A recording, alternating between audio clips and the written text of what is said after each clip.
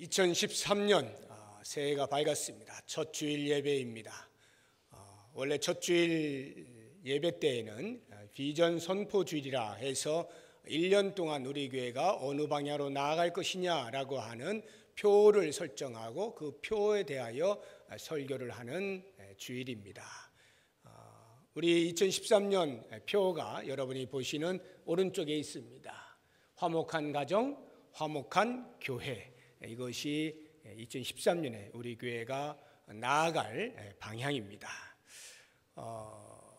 우리나라가 이제 새로운 한 해가 되면 언제나 그 사자성어를 내곤 하죠.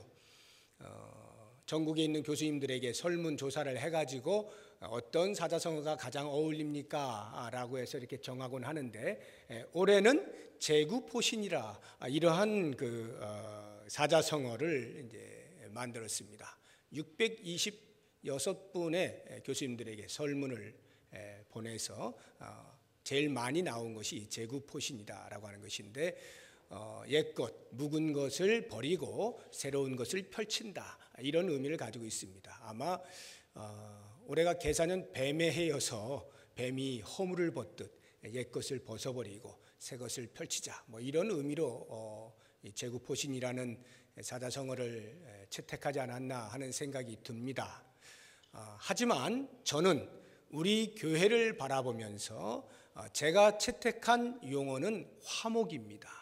화목. 이 화목이라고 하는 것을 가정 단위로, 교회 단위로 제가 압축하여서 말씀을 드리는 데에는 그만한 이유가 있습니다. 오늘날 우리 가정의 위기라고 하는 소리가 뭐 사회에서뿐만 아니라 신앙 공동체 안에 있는 가정들에서도 비일비재하게 일어나는 일들이고, 또한 교회가 화목하지 아니함으로 어지러워지는 일들이 많이 있기 때문에 이러한 것들을 초점하여 화목이라는 용어를 제가 채택을 하였고, 뿐만 아니라 2014년 우리 교회가 희년이 되는 날입니다. 되는 해입니다. 50주년이 되는 해인데, 이 희년이라고 하는 것은 성경적 원리에 의하면 치유되어지고 회복되어지고 무엇보다도 큰 안식이 있는 해가 희년입니다. 그런 면에서 우리 교회가 50주년을 달려오는 동안에 큰 안식을 누리기 위하여서는 바로 전해인 올해 2013년에 무엇보다 먼저 우리 가정이 화목해지고 교회가 화목해지면서 교회의 안식을 누려야 되겠다라고 하는 생각에서 이와 같은 표를 정하게 되었고요. 그래서 이에 해당하는 주제 성구가 로마서 12장 18절 우리가 읽은 말씀입니다. 다시 한번 우리 12장 18절 같이 읽어봅니다. 시작. 할 수 있거든 너희로서는 모든 사람과 더불어 화목하라. 여기 보면 모든 사람과 더불어 화목하라고 되어 있죠. 이 모든 사람의 범위는 우리 가족과 교회 공동체 성도들은 말할 것도 없고, 이 땅에서 나와 함께 연하여 있는 모든 사람을 다 가리키는 것입니다. 그러니까 신자와 불신자를 망라해서 이 땅에 있는 사람들을 총칭한 것이 모든 사람인데, 그 모든 사람과 더불어 화목하라는 이 말씀을 저는 우리 가정과 우리 교회 안으로 축약해서 축소하여 말씀을 드리려고 하는 거예요. 왜 이것이 중요한가 하면, 사실 우리가 정말로 화목하기 어려운 것은 멀리 있지 않습니다. 전 세계와 우리가 화목하길 원한다. 말하면 됩니다. 선포하면 됩니다. 그리고 너와 나 우리 화목하자. 그러면 끝나요. 그런데 정작 가까이에 있는 사람은 어떻습니까? 우리 가까이에 있는 사람하고 화목하는 것이 사실은 더 어려워요. 왜 그렇습니까? 여러 가지 관계 속에서 일어나는 일들이 때로는 갈등으로, 마찰로, 충돌로 다가오기 때문에 어쩌면 가까우면 가까울수록 화목하기가 더 어렵지 않겠나 하는 생각을 해봐요. 그런 차원에서 화목한 가정, 화목한 교회를 만약 우리가 이루어낼 수 있다라고 한다면 모든 사람과 더불어 화목하는 것은 그리 어렵지 않습니다. 전 세계와 화목하기를 위하여서는 그 첫발이 우리의 가정에서, 우리의 교회의 공동체 안에서 화목을 먼저 경험해야 하는 것이죠. 그런 차원에서 이제 이렇게 우리 가정과 교회 안으로 축약해서 화목이라고 하는 이 용어를 생각해 볼 때 어떻게 하면 우리가 화목해질 수 있을까? 다른 많은 요인들이 있겠습니다만 가장 본질적인 요인이라고 한다면 그것은 사람입니다. 나입니다. 내가 어떻게 하느냐에 따라서 화목할 수 있느냐, 그렇지 않느냐가 결정되는 것입니다. 그 누구도 아니고 그 어떤 환경도 아니고 그 어떤 상황도 아닙니다. 내가 어떻게 하느냐가 화목할 수 있느냐 없느냐를 결정짓게 되는 겁니다.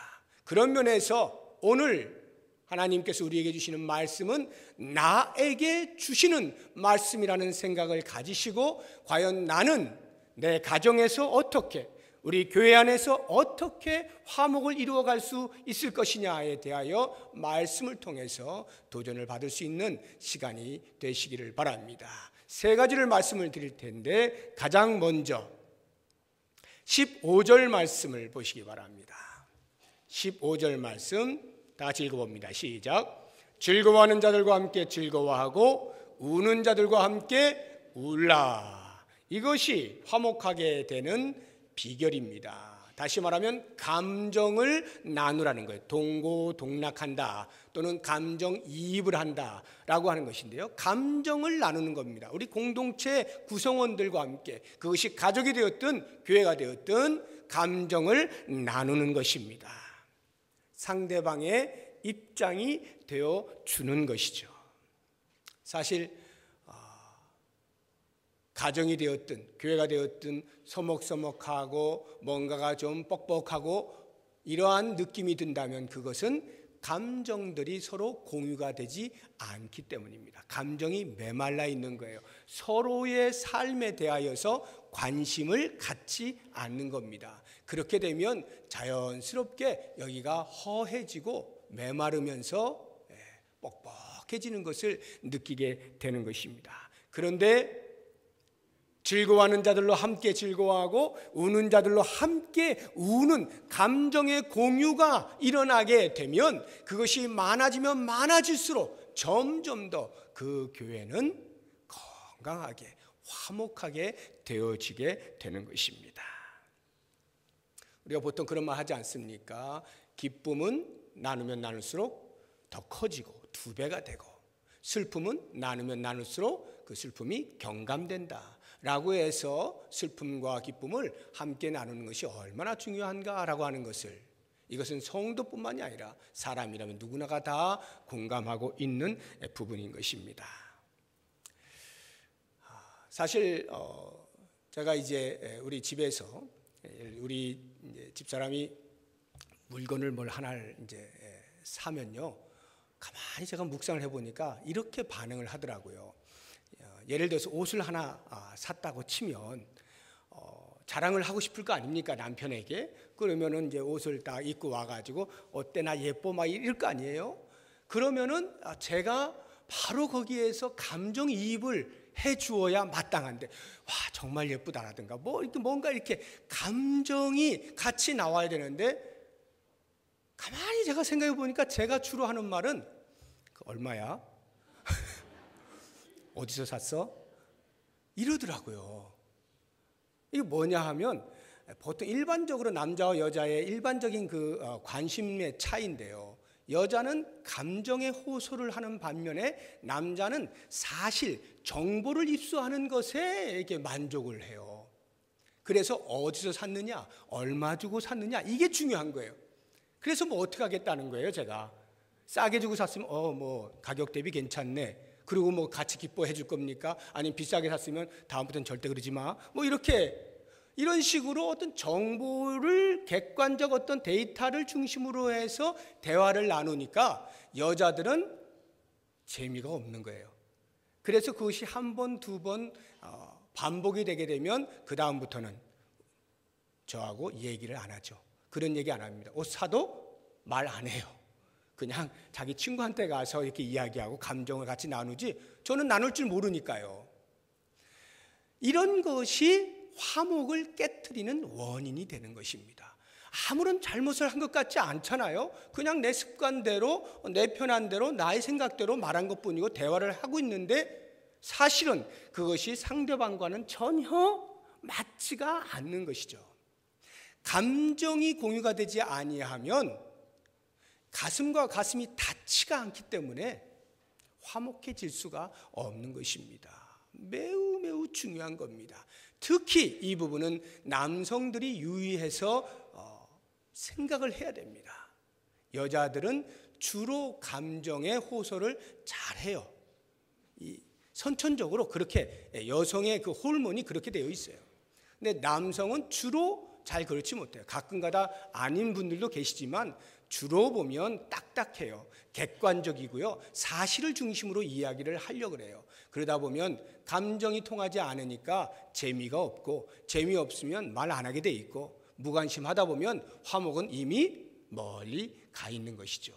그렇기 때문에 우리들이 가정 안에서든지 교회 안에서든지 무엇인가 대화를 나눌 때에 상대방의 감정이 어떠하냐라고 하는 것에 대하여서 세심히 살피고 그 감정에 같이 마음을 여는 훈련들을 나부터 하기 시작할 때 그 모임이 점점 재미가 있어지는 것이고 화목하고 유쾌한 그러한 모임이 그러한 공동체가 될 수가 있는 거예요. 슬픔에 대해서도 역시 마찬가지입니다.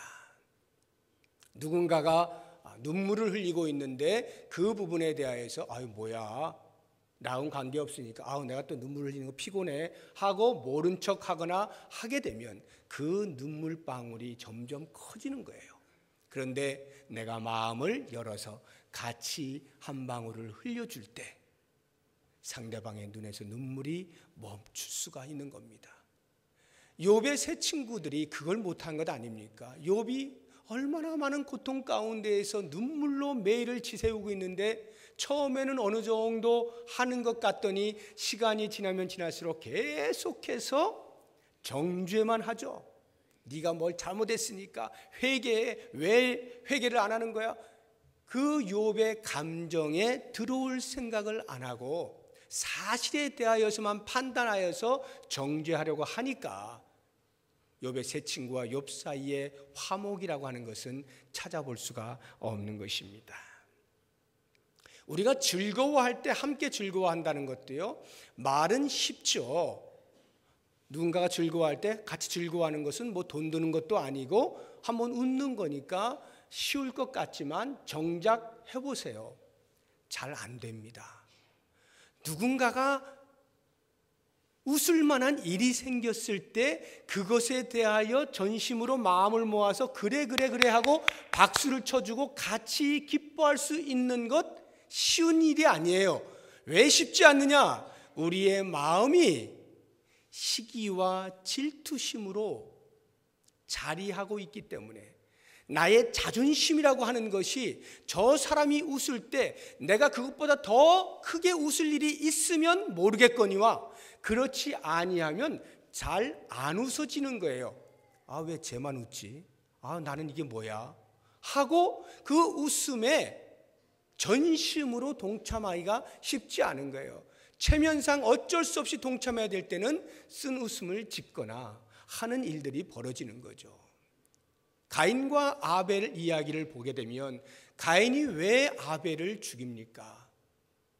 사람이 많이 살던 때도 아닌 바로 그때에 어떻게 자기 친동생인 아벨을 죽입니까? 하나님 앞에서 그 제사가 받아들여져 기뻐하고 있는 아벨, 그 동생을 가인인 형이 볼 수가 없는 거예요. 동참이 안 되는 거예요. 시기심과 질투심이 결국은 그를 죽이기까지 하는 것입니다. 이런 걸 볼 때 누군가가 즐거워할 때 함께 즐거워한다는 것 쉽지 않아요. 그렇기 때문에 바울이 권면하는 거예요. 즐거워하는 자들로 함께 즐거워하고 우는 자들로 함께 울어라. 그럴 때 그 사이에서 화목이 만들어진다라고 하는 것입니다. 고린도전서 12장에 보면 지체에 대한 이야기가 나오지 않습니까? 지체, 그리스도를 머리로 하고 몸된 교회의 우리 모든 성도들은 각각의 지체들이다. 한 지체가 만약 고통을 받으면 몸 전체가 고통스럽고, 한 지체가 영광을 얻으면 몸 전체가 기뻐하는 것이 지체라 이야기를 한 겁니다. 이것을 가리켜서 지체의식이라고 합니다. 바로 이 지체의식, 함께 울고 함께 웃을 수 있는 감정의 공유, 감정의 흐름이 있을 때 그 공동체가 화목한 공동체가 될 수 있는 거예요. 이제 2013년을 맞이해서 사랑하는 성도 여러분, 가정마다 과연 나는 얼마나 우리 가족 구성원들 사이에서의 감정이 공유되고 있는가 살피시고, 우리 교회 안에서는 교회 공동체의 모든 성도들 간에 얼마만큼 내가 적극적으로 감정을 공유하며 살아가고 있는가라고 하는 것을 잘 살펴서 모쪼록 누가 먼저가 아닌 내가 먼저 마음을 열고 다가서서 감정을 나누시면서 그렇게 화목한 가정, 화목한 교회 만들어 갈 수 있기를 주의 이름으로 부탁드립니다. 두 번째는 16절 말씀을 같이 한번 읽어봅니다. 16절 시작.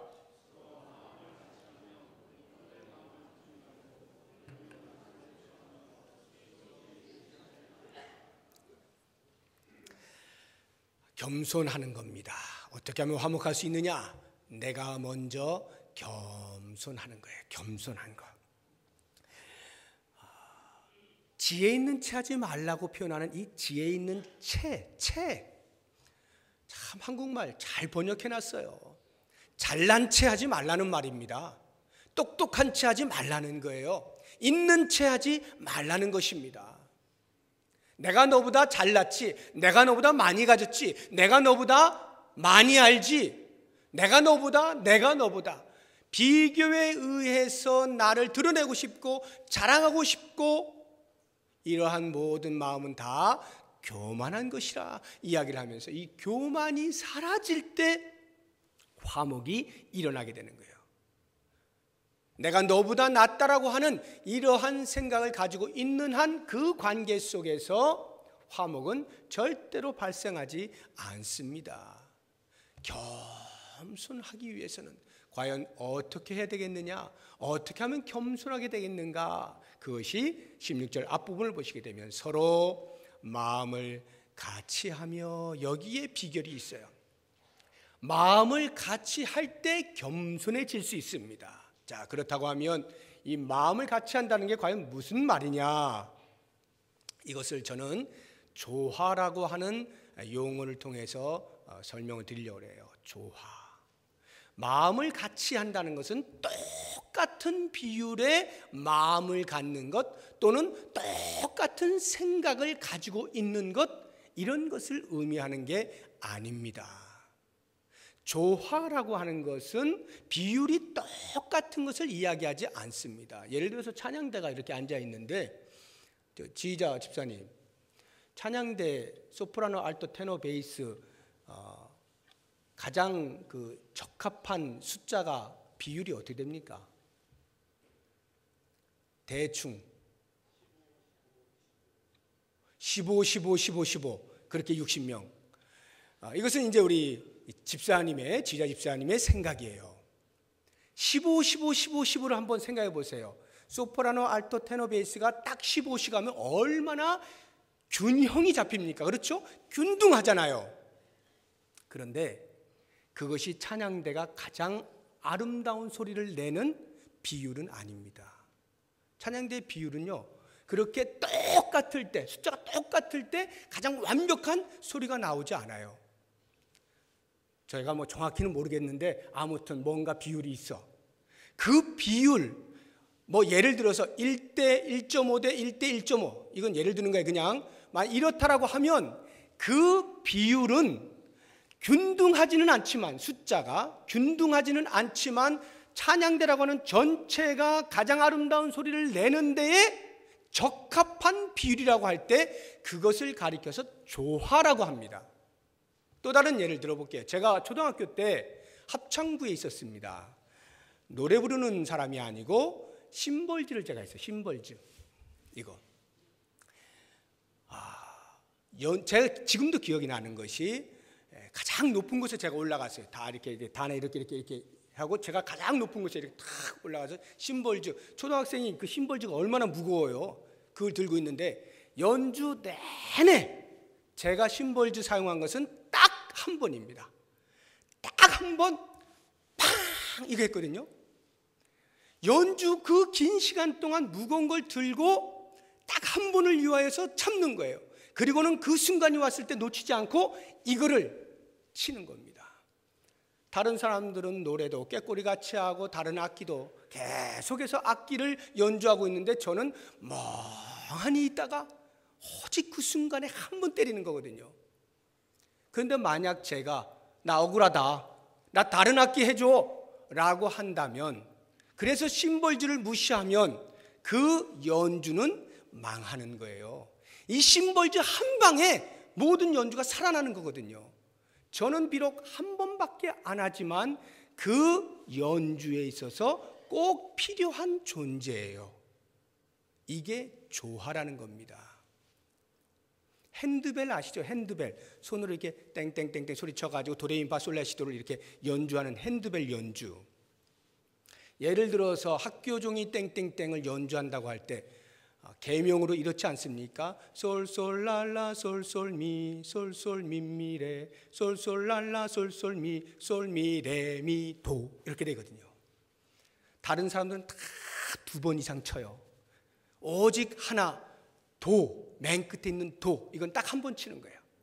솔솔랄라 솔솔솔 솔미레미 땡 요거 하나.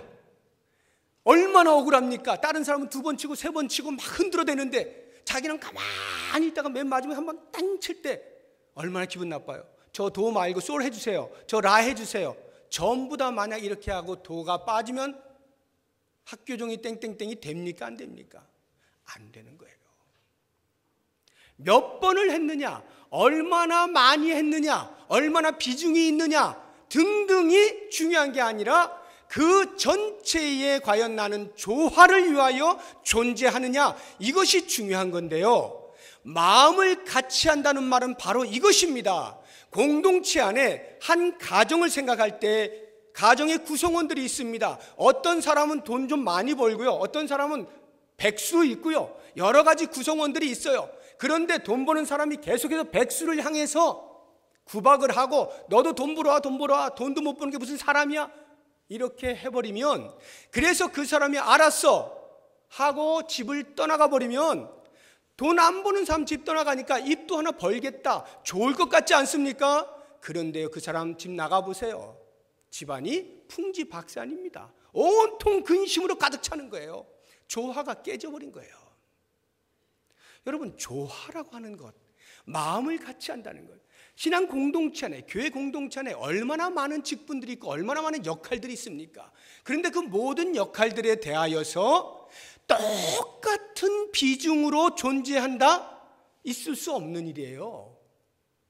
그런데 마음을 같이 한다는 것은 어느 역할이 됐든 어느 직분이 되었든, 그래서 누가 얼마나 많이 하든 얼마나 조금 하든 상관하지 않냐고, 얼마나 사람들 앞에 나서는 것이 되었든 아니면 사람들이 전혀 알지 못하는 가장 구석에서 일하는 것이 되었든, 그 모든 직분에 대하여, 역할에 대하여 서로가 인정을 해주고 서로가 그 가치를 존중해 줄 때, 그것을 가리켜서 마음이 같이 된다, 마음을 같이 한다, 조화를 의미하는 거예요.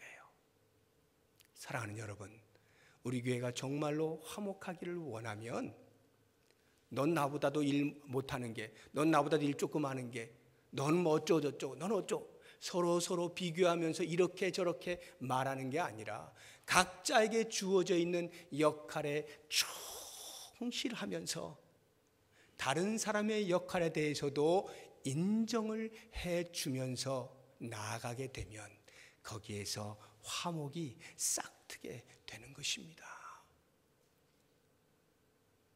잊지 마세요.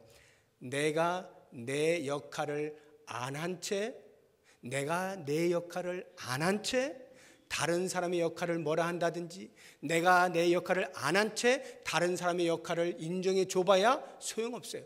내가 내 일을 안 하면 아무 소용이 없어요. 화목이 일어나질 않아요. 내가 내 일을 먼저 하면서, 그리고 다른 사람의 일에 대하여 인정하고 그 가치를 존중해 주는 이러한 조화를 이루어 나갈 때 전체 교회 공동체는 건강하게 나아갈 수가 있고, 거기에 화목이 창출이 되어지는 거예요. 그래서 가정에서도 여러분 혹시 집안에서 일을 하시는 아내를 향해서 혹시라도 이 남편들이 설거지나 하는 사람 정도로 취급해서는 안 됩니다. 그러면요, 그 설거지하는 아내가 남편을 어떻게 생각하는 줄 아세요? 돈이나 버는 사람, 이렇게 해요. 너는 돈이나 벌어와, 이렇게 되는 거예요. 여러분, 설거지를 하는 아내가 있기 때문에 돈 버는 의미가 발생하는 거 아닙니까? 돈 버는 남편이 있으니까 설거지할 때 기쁜 거 아닙니까? 이렇게 각자에게 주어져 있는 역할에 대하여 충실하고, 서로의 역할에 대하여, 서로의 존재에 대하여 가치를 인정해 주는 마음을 같이 하는 그 자리에서 화목이 일어나게 되는 거예요. 가정이 되었든 우리 교회가 되었든 서로에 대하여서 서로를 인정해 주는, 이것이 겸손인 줄 알고 이렇게 겸손한 마음으로 섬겨나가면 아름다운 교회, 화목한 교회가 될 줄로 믿습니다. 마지막 세 번째로, 제일 중요한 말씀인데 14절에 있는 말씀 같이 한번 읽어봅니다. 시작. 너희를 박해하는 자를 축복하라. 축복하고 저주하지 말라. 어떻게 하면 화목할 수 있느냐? 여러 가지 방법이 있을 수 있겠습니다. 가장 기본적으로 우리가 할 수 있는 것은 어떤 안 좋은 일들이 일어날 때, 누군가가 나를 미워하고, 누군가가 나에 대해서 험담하고, 누군가가 나에 대해서 비방하고, 누군가가 나에 대해서 억울한 누명을 씌우고, 누군가가 나를 잘못된 소문을 퍼뜨려서 안 좋게 만들 때, 그래서 내 마음속에 그 사람에 대하여 미운 감정이 생길 때, 과연 이 관계 속에서 어떻게 화목을 창출해낼 수 있을 것이냐? 가장 기본적으로는 참는 겁니다. 여러분 많이 참으셔야 돼요. 참으십시오. 억울한 일이 있습니까? 참으세요. 꾹꾹 오랫동안 참으십시오. 그러면 언젠가 진리가, 진실이 드러나요. 참으세요. 그러나 참는 게 때로는 위험할 때가 있어요. 어떨 때 참는 게 위험해지느냐? 나는 참는다고 했는데 마음 한쪽에서는 참았어요. 그래, 이것도 참고, 그래, 저것도 참고, 계속 참는데 또 다른 마음 한쪽에 참는 만큼의 화를, 발설하고 싶은 화를 여기다가 쌓아두는 거예요. 참는 것만큼이나 화를 계속 쌓아두는 거예요. 쌓아두다 보면 이게 용량이 넘칠 때가 있잖아요. 그러면 어떻게 됩니까? 뭐라고 표현해요? 이제 더 이상 못 참아, 이렇게 되는 거예요. 이제 못 참아. 그러면 어떻게 돼? 쌓아두었던 이 화가 터져 나오는 거예요. 그러면요, 이거는 걷잡을 수가 없어요. 그냥 그때 조금씩 화내고 그때 푸는 게 차라리 나았지, 괜히 거룩한 척, 괜히 화목하게 해보겠다고 참다가 결국 한순간에 전체가 폭발해가지고 더 이상 관계 속에서 건널 수 없는 강을 만들어 버릴 수가 있어요. 그러면 끝나버리는 겁니다. 그래서 참는 게 참 중요하고, 참는 게 미덕이고, 성경에서도 인내라는 말씀을 수도 없이 하고 있지만, 자칫 잘못 참으면 이렇게 사람의 한계를 넘어서서 폭발하게 되어 참는 게 오히려 더 큰 화를 불러일으킬 수도 있는 위험이 있는 거예요. 그래서 사도 바울이 우리에게 보다 더 적극적인 권면을 하고 있는데, 그것이 뭐냐? 너를 박해하는 사람이 있느냐? 그 사람을 위해서 축복하라 하는 거예요. 여기 박해라고 하는 것은요, 불신자가 신자를 향해서 하는 것들입니다.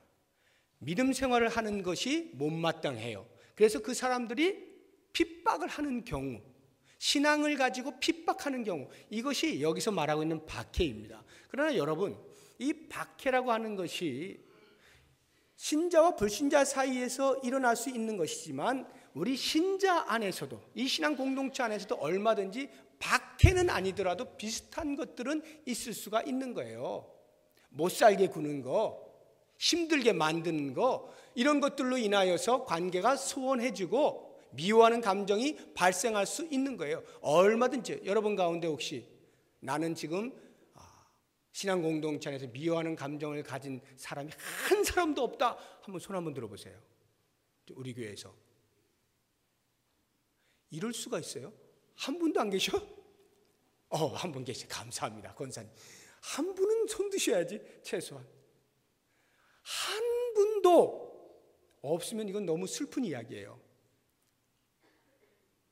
나는 미워하는 사람이 한 사람도 없어요 라고 하는 사람은 최소한 몇 사람 정도는 있어줘야 됩니다. 그 정도의 거룩하게 사는 사람들은 있어줘야 되죠. 그런데 보세요, 대부분은 잘 안 돼요.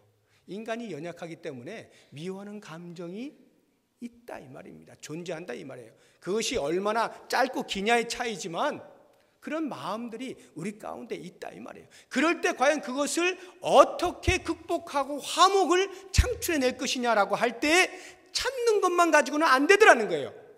그러면 어떻게 하느냐? 바울의 권면이 아예 그 사람을 위하여 축복하라는 거예요. 축복의 언어를 쏟아내라는 거예요.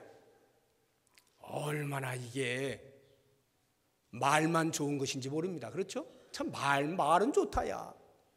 네가 한번 해봐라. 말하고 싶잖아요. 그 정도로 쉬운 이야기가 아니에요. 사실 축복이라고 하는 것은, 복을 빈다는 것은요, 미워하는 사람에게, 내가 미워하는 사람에게 복을 빈다는 것은 인간의 본성을 거스르는 거예요. 인간 본성은 어떻습니까? 미워하는 사람에 대하여 뭘 하고 싶어요? 저주를 하고 싶죠. 저주를 하고 싶어요. 그래서 사도 바울이 말하는 거예요. 너희를 박해하는 자를 축복하라 말해놓고 그 다음에 다시 부연하여 축복하고 저주하지 말아라. 제발 정말로 네가 무언가 말하고 싶으면 축복을 하고 저주하지 말아라. 저주하지 말아라. 이 이야기는 우리 인간 본성은 원래 내가 미워하는 감정이 생기면 그 대상을 향하여 저주하도록 되어 있다 이 말이에요. 저거 어떻게 다리라도 안 부러지나? 나를 저렇게 괴롭히는데 저거 어떻게 확 좀 집이 망했으면 좋겠어. 이런 생각들이 우리 머릿속에서 입으로 안 낼지는 몰라도 마음에서부터 생겨나게 된다. 저주를 하고 싶은 이게 인간의 본성이라는 거예요. 그래서 여러분 구약에 보게 되면 율법 가운데 동상동해법이라는 게 있어요. 이에는 이, 눈에는 눈. 여러분 그것을 어떻게 이해하고 계세요? 물론 이에는 이, 눈에는 눈이라고 하는 이를 상하게 했으면 이를 상대방에게 상하게 만들어라. 보복해 주어라.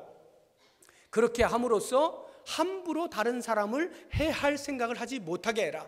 그만큼 자기도 돌려받는다는 것을 알고 조심하게 만들어라. 이러한 목적으로 이에는 이, 눈에는 눈이라고 하는 율법을 만들어 놓았습니다. 그러나 이 율법은요, 그것만 있는 게 아니에요. 그 이상의 이야기가 있어요. 무슨 말이냐 하면 만약에 이 법을 정해놓지 않았잖아요. 그러면 보복을 안 하는 것이 아니라 보복을 훨씬 심하게 하는 거예요. 내가 10이라고 하는 것으로 상했는데 그 사람에 대해서 나는 100으로 갚아주고 싶은 거예요. 이게 인간 본성이라는 것입니다. 더 심하게 복수를 하고 싶은 게 우리의 마음이라는 거예요. 그래서 율법이 정해놓은 거예요. 네 마음은 훨씬 더 독하게 하고 싶겠지만 그건 안 된다. 네가 이가 다쳤으면 이만 상하게 해라. 눈이 다쳤느냐? 눈만 상하게 해라. 그 이상은 안 되는 거야 라고 최고의 최고 한도를 정해주는 법이기도 한 것입니다. 이와 같은 동상동해법은 인간 본성이 어떠한 것을 잘 알고 하나님께서 만들어 놓으신 거예요. 그런데 이 법이 신약에 와서 어떻게 강화가 되는가 하면 이제 그런 것은 안 통합니다.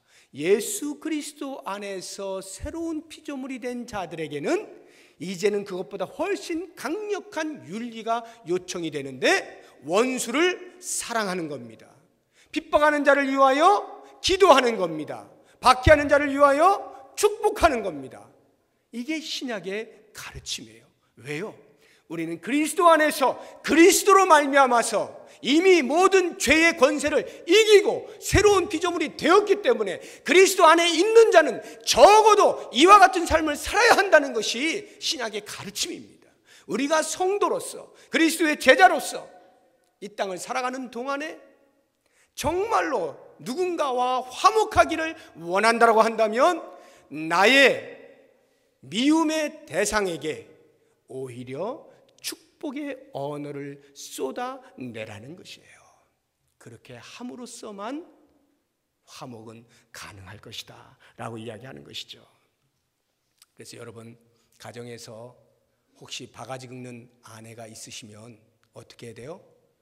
야, 바가지 좀 그만 긁어라, 이렇게 하지 마시고 오히려 축복하시라고, 그 아내를 복을 빌어주라고요. 집안일에 도저히 무관심한 남편이 있습니까? 제발 집에 좀 들어와! 소리치지 마시고 그 남편을 위하여 오히려 복을 빌어보시라고요. 끊임없이 속썩이는 자녀가 있습니까? 그 자녀 다리 몽둥이를 부러뜨리겠다라고 작정하지 마시고 오히려 그 자녀를 향해서 축복의 말을 던져보십시오. 도저히 부모로서 부모 같지도 않은 행동을 하시는 그런 부모님 혹시 계십니까? 그 부모님을 위하여 축복의 언어를 쏟아내 보십시오. 너무도 힘든 거죠. 어려운 거예요. 그러나 어려운 만큼이나 우리에게 주시는 하나님의 놀라운 복이 있어요. 이러한 복은요, 야, 내가 미워하는 사람한테 무슨 할 일이 없다고 축복을 해? 저주하지 않는 것만 해도 다행인 줄 알아? 이런 마음을 갖지 마시고, 그것은 예수 그리스도를 믿는 사람 제일 밑바닥에 기저귀 차고 있는 어린 아이가 생각하는 거예요. 이제 우리가 기저귀 떼고 걸음마를 하고 단단한 음식을 먹고 하는 신앙의 수준에 점점 자라가게 되면 이 말씀을 붙잡고 원수까지라도 사랑하고 나를 핍박하고 나를 힘들게 하는 사람을 위해서라도 축복해 줄 수 있는 이러한 넉넉함이 있을 때 그것이 왜 나에게 복이냐? 누가복음 10장에 보면 전도할 때 어느 집에 들어가서 복을 빌어주는데 그 사람이 거절을 하면 네가 그 복을 받을 것이다 라고 하는 말씀이 있어요. 여러분 생각해 보세요. 내가 복을 빌었는데 그 복을 받으면 얼마나 좋아요. 제가 빈대로 복을 받으면 얼마나 좋습니까? 그런데 만약 그 사람이 복을 받을 만한 자격이 안 돼요. 그러면 그 빈 복이 날아가는 것이 아니라 다 자기에게로 온다 이 말이에요. 그러니 이게 얼마나 큰 축복이에요. 마음껏 여러분이 하고 싶은 만큼의 축복의 언어들, 여러분이 표현할 수 있는 모든 능력을 동원해서 축복의 언어들을 쏟아내세요. 그래서 그 원수 같은 사람이, 그 미운 사람이 돌아서면 감사한 거고, 만약 그것을 받을 만한 자격이 못 되면 그 모든 빌었던 복이 다 나에게로 오니 이게 얼마나 큰 은혜예요. 그런데 만약 거꾸로 생각해 보세요. 말도 안 돼. 어떻게 그런 사람을 축복해? 안 돼. 내가 저주하고 말 거야. 저 사람 어떻게든지 안 되는 걸 내가 보고야 말 거야. 그래가지고 만약 저주를 해보세요.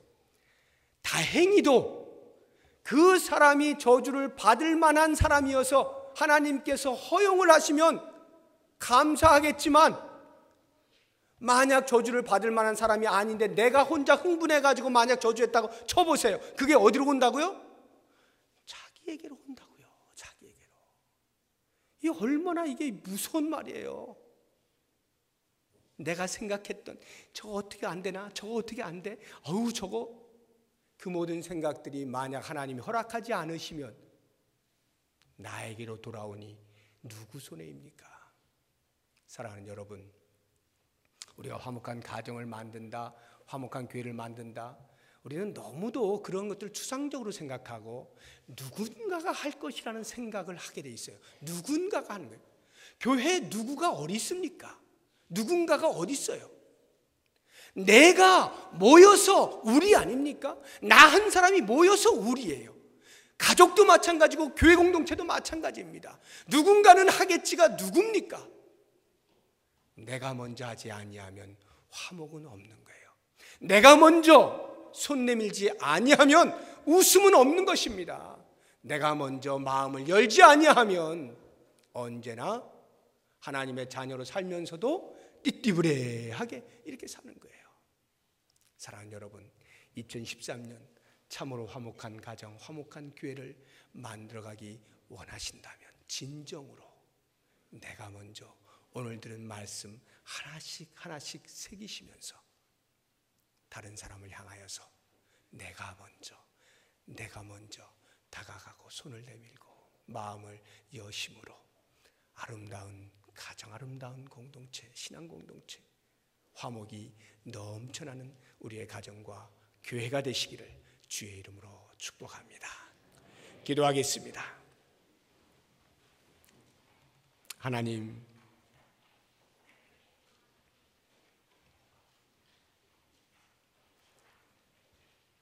마음을 같이 하고 싶습니다. 상대방의 마음을 이해하고 그 감정을 이해하고 같이 나누고 싶습니다. 내가 소중한 것처럼 상대방도 소중한 것을 알고 그 존재의 가치를 인정하고 존중하고 싶습니다. 무엇보다도 우리의 입술이 열릴 때마다 축복의 언어들이 쏟아져 나오기를 소망합니다. 누구를 막론하고 축복의 언어들로 가득할 때 그 관계가, 그 모임이 어떠할 것을 상상하며 하나님께서 세우신 우리 가정이, 하나님께서 세우신 우리 교회가 그렇게 화목하고 화목하여 만방에 하나님 나라를 드러낼 수 있는 복된 가정과 교회가 되게 하여 주시옵소서. 예수님의 이름으로 기도드립니다. 아멘.